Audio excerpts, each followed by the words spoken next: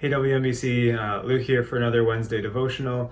And this week, Mike talked about the promise that God gave to his people that he was going to send his spirit to be with us. And Mike made the point of saying, and kind of the focus of his message was that the spirit isn't just something we know about, it's someone we experience. And that the spirit is actually supposed to his role is to do things in our lives and change us, and things are actually happening. We experience life differently because the Spirit is in us.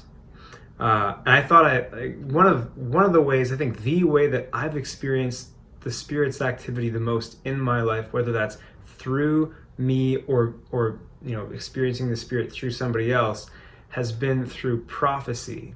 And prophecy is basically God saying something to someone through another person. So, if God gives me a word to say to somebody else, that's prophecy. It's not necessarily always about the future. It's not necessarily always about, right? Like, it can be about a lot of things. It's just God speaking to someone through somebody else. And prophecy is really awesome. And it has this long history in the Bible. And I think, actually, I kind of hesitate to say this a little bit, but of the ways that we could be looking to experience the Spirit, whether it's long term or even just this week, I'd want to hold up prophecy as something that we should be asking God for and looking for from Him. Now, I just want to give us some context for this. The first one will be in Numbers chapter 11. So Moses is going to God and he's complaining. Because all of Israel is complaining to Moses, and he can't handle it anymore. He is sick of it. He actually says, if this is how it's going to be, kill me. End it now. I cannot handle these annoying Israelites that you've burdened me with. And so God says, okay, choose 70 people out of the tribe of Israel, leaders, and now what I'm going to do is I'm going to give them my spirit, a little bit of the spirit that's already on you, Moses. And so this happens. They get the elders together, the 70 elders, and his spirit comes onto these elders, and they start to prophesy. And actually, two of the guys that were among these 70, they didn't actually go to the temple. They're just out in the camp, and the spirit rested on them, and they prophesied in the camp. And a young man, it says here in chapter 11, verse 27, a young man ran and reported to Moses, Eldad and Medad are prophesying in the camp. And Joshua says to Moses, Moses, my master, make them stop. And Moses replied, are you jealous for my sake?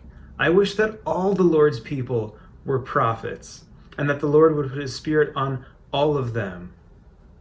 And so even with Moses and Israel, Moses is saying, I wish everyone was a prophet, that they would experience God's Spirit that way. Then later in Joel chapter 2, this is the promise of that God is going to send his Spirit on everyone. And he says in chapter 2, verse 28, then after doing all these things, I will pour out my Spirit upon all people. Your sons and your daughters will prophesy. Your old men will dream dreams. Your younger men will see visions. In those days I will pour my Spirit out on men and on all my servants, on men and women alike. Now again, there's this statement by God that he wants to pour out his Spirit on people, and that they will speak his purposes to others. And then in the New Testament, we get this statement from Paul, 1 Corinthians 14. He says, let love be your highest goal, but you should also desire the special abilities that the Spirit gives, especially the ability to prophesy. For if you have the ability to speak in tongues, you will be talking only to God, since people won't be able to understand you. You'll be speaking by the power of the Spirit, but it will be all mysterious. But the one who prophesies strengthens others, encourages them, and comforts them. A person who speaks in tongues is strengthened personally, but one who speaks a word of prophecy strengthens the entire church. I wish you all could speak in tongues, but even more, I wish you could all prophesy. Now, for me, prophecy has helped me understand what God is looking for from me in the next week of my life. I've been able to speak into someone else's life and give them God's words to them that help them contextualize issues they were having, or things that he was looking to change in them, or realities about how the way he actually saw them that was contradictory to the way they saw themselves. And so Mike talked about how this week we should spend time listening to God and actively pursuing the work of the Spirit in our lives. And I think I want to add to that this week, when I was thinking about what I was going to say in this devotional, prophecy came up as something that God wants for his people. And he wants not just for his people, but from his people for others. And so as you're listening this week, man, don't just listen for yourself, what God wants to say to you. What does God want to say to somebody else through you? And that can be scary, right? Like, because you're going out on a limb sometimes, right? And just saying, okay, I think God wants you to know this. And you're worried that it's not going to connect, or you're worried that you're going to look foolish, or maybe you're going to make God look foolish. But man, have courage.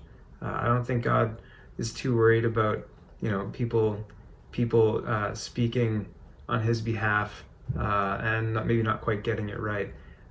He would way rather have you step out in faith than worry about not doing it right. So this week, as you're listening, I pray that you'd listen well and you would prophesy to the people around you. God bless.